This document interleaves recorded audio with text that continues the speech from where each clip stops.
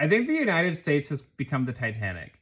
It is this thing that was too big to fail, and very obvious observations about, like, well, this seems bad, are responded to with this sort of like weird circular exceptionalism. Like, no, that can't happen because it can't happen.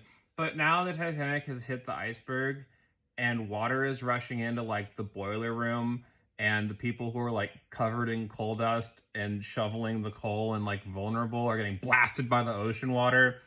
And then there are like ship experts on the ship who are like, this is gonna sink.